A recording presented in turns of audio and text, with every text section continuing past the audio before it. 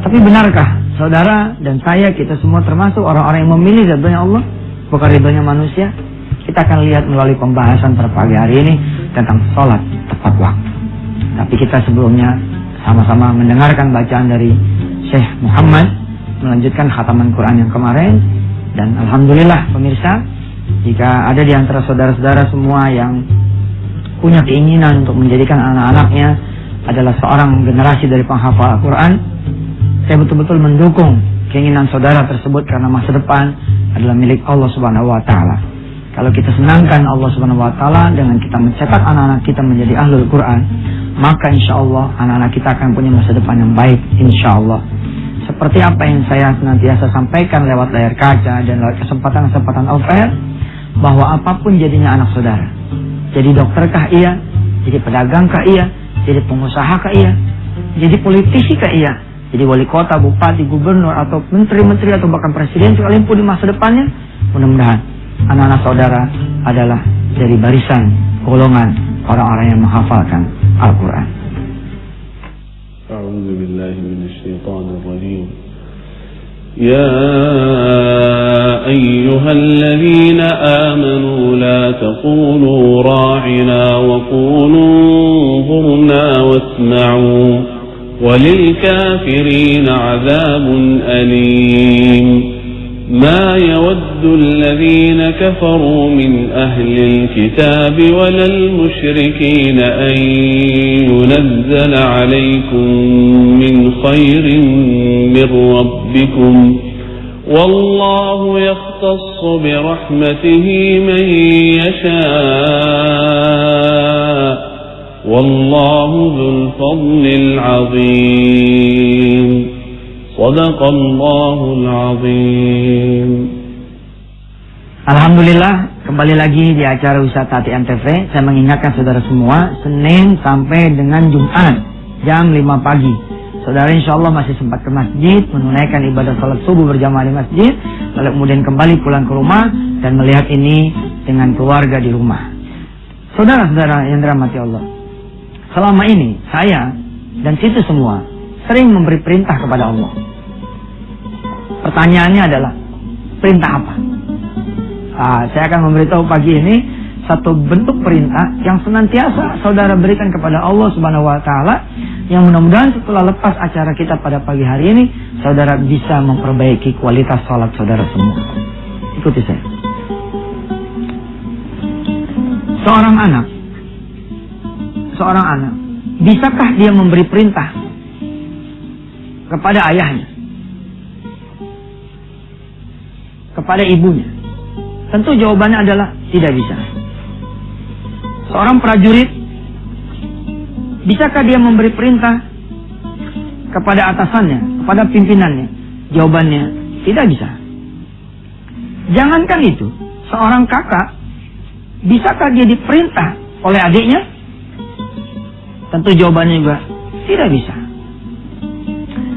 Tapi kenapa kita yang Allah sebut di dalam surah Yasin, ya? A'udzubillahi minasyaitonirrajim. Bismillahirrahmanirrahim. Awalam yaral insanu anna khalaqnahu min nutfatin fa idza huwa khasimun mubin. Awalam yaral insanu anna khalaqnahu min nutfatin fa idza huwa khasimun mubin. Bagaimana mungkin, kata Allah, kita yang diciptakan oleh Allah min nutfah, dari air mani, lalu tiba-tiba menjadi pendurhaka kepada Allah. Saudara yang rajin mengikuti kajian Wisata Hati, baik lewat buku, CD, DVD, kaset, atau lewat website wisatahati.com, lewat Twitter @yusuf_mansur, dan pada hari ini kita kencengin di acara Wisata Hati Antv, tentu sudah tahu tentang perintah apa yang senantiasa kita berikan kepada Allah? Nah, untuk mengetahui jawabannya, tetaplah bersama Yusuf Mansur di Wisata Hati Antv. Selamat kembali di acara Wisata Hati Antv. Buat yang baru saja menonton acara ini, jangan lupa bismillah dan sama-sama kita niatkan menuntut ilmu kepada Allah Subhanahu wa taala lewat jalur acara ini. Dan berdoalah kepada Allah Subhanahu wa taala mudah-mudahan ada perubahan di setiap kita kemudian belajar setiap harinya dari mulai jam 5 sampai jam 5.30 pagi, Senin sampai Jumat, sehingga kemudian ilmu ini menjadi ilmu yang barokah, manfaat dan ada hasil. Saya akan mengajak pemirsa sebelum menjawab dari pertanyaan, perintah apa sih yang kita senantiasa berikan kepada Allah? Saya akan ajak pemirsa semua untuk menghafal satu hadis. Qala Rasulullah sallallahu alaihi wasallam, afdalul jihad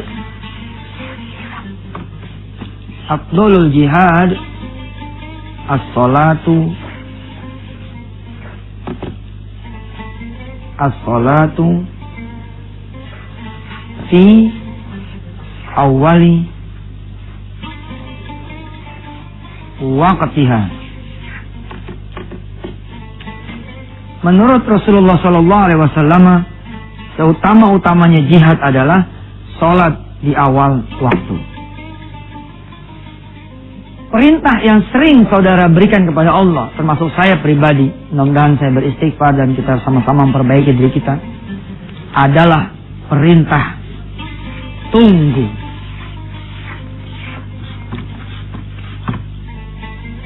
Perintah apa saudara? Perintah tunggu. Ini nih yang sering saudara berikan kepada Allah Subhanahu wa taala. Perintah tunggu. Mungkin tadi di segmen 1 ada yang menjawab, oh saya sering memberi perintah pada Allah, ya Allah berikan saya rezeki, ya Allah berikan saya jodoh, ya Allah berikan saya duit, ya Allah berikan saya pekerjaan. Bukan. Itu yang saudara sebut adalah doa. Doa. Ini bukan perintah. Ini adalah doa kepada Allah Subhanahu wa taala, dan saudara ini memang harus meminta. Antumul fuqara'u ilallah. Kita semua butuh kepada Allah dan kita harus memohon. Semua yang tadi disebut oleh saudara dan saya barusan adalah bukan bentuk perintah. Ini yang bentuk perintah nih, tunggu. Di sini akan kelihatan saudara milih ridhonya siapa? Milih ridhonya manusia apa milih ridhonya Allah Subhanahu wa taala? Coba aja saudara. Azan berkumandang. Allahu Akbar, Allahu Akbar. Apa yang saudara katakan kepada Allah? Tunggu ya. Lagi jadi kameramen nih. Tunggu ya. Lagi kerja. Allahu Akbar, Allahu Akbar. Tunggu ya. Lagi jadi tukang lampu. Tunggu ya. Lagi di depan customer. Tunggu ya, lagi nerima tamu. Tunggu ya, lagi masak. Tunggu ya, lagi di jalan tol. Udah tahu Allah mau datang, kenapa pakai masuk tol? Ini perintah tunggu nih. Sadar gak? Hayya 'alal shalah. Bentar, lagi rapat. Yuh. Saya ini umpama seorang Kapolres, oke? Saya punya tongkat, lalu saya datang ke satu polsek di bawah saya. Begitu saya turun dari mobil, ajudan di depan polsek itu bangun. Siap dan. Terus kita bilang, Bapak mau ada? Maksudnya Pak Kapolseknya ada nggak? Si ajudan jawab, siap dan. Ada. Beritahu dia, saya lagi ada di sini. Lalu si ajudan tadi ke ruangan si Kapolsek.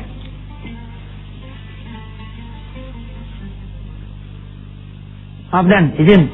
Di depan ada Pak Kapolres. Oh iya, suruh tunggu. Ajudan keluar. Izin dan. Kata Bapak, suruh tunggu. Ini aja udah gak pantas. Apalagi kalau si Kapolres kemudian nungguin. Terus si Kapolsek keluar ya kan. Tongkat dari di sini sampai di sini. Sampai dikantongin bener tongkatnya. Nggak keluar-keluar juga itu si Kapolsek. kamu udah beritahu bapak kalau saya ini datang? Sudah pak, katanya suruh tunggu. Ya tunggu aja pak. Loh gimana? Saya ini Kapolres. Nah, ini si Kapolsek akan dicopot langsung turun jadi banpol. Umpama kata aneh orang miskin, aneh datang ke orang kaya. Assalamualaikum Pak Haji Hekal. Waalaikumsalam. Pak Haji, saya ini punya urusan anak. Bisa nggak minjemin saya duit? Berapa kamu butuhnya? 500.000 aja Pak. Kalau nggak ada 7,5 juga boleh Pak. Pak Haji Hekal ini bilang sama si orang miskin ini, iya deh, ntar jam 4 gue datang ya. Dijanjiin nih, jam 4 si orang kaya ini datang. Di dalam firman Allah disebut adalah salat itu adalah kitabun mauquta. Salat itu kitabun mauquta, sudah ditentukan waktunya oleh Allah. Aku datang jam berapa? Kalian mestinya udah tahu. Lohor jam berapa, asar jam berapa, maghrib jam berapa, isya jam berapa, subuh jam berapa. Nih, jam 16 Pak Hekal datang ke si orang miskin ini. Assalamualaikum. Waalaikumsalam. Yang keluar anaknya. Bapakmu ada? Ada? Dari siapa? Dari Pak Haji Hekal. Oh iya, bentar ya Pak. Disebut nih sama anaknya. Pak, ada tamu di depan. Siapa? Katanya Pak Haji Hekal. Oh, iya suruh tunggu. Si orang kaya nungguin sampai jam 16.30, sampai jam 17, sampai jam 17.30, nggak nongol. Waduh, kalau 5 menit nunggunya wajar. Nunggunya wajar, tapi ini nunggunya nggak wajar. Bagaimana kemudian kisah selanjutnya? Kita selingin dulu sama yang satu ini ya. Yang sabar. Alhamdulillah, kita pagi hari ini sempat belajar pemirsa lewat acara kita di Wisata TV ini tentang bagaimana mengutamakan Allah supaya kita bisa mendapatkan ridhonya Allah Subhanahu wa taala. Kita coba belajar dari sudut pandang sholat tepat waktu. Selama ini urusan sholat tepat waktu disepelekan oleh orang-orang banyak, padahal dia tidak berpikir yang datang itu adalah Allah penguasa alam ini.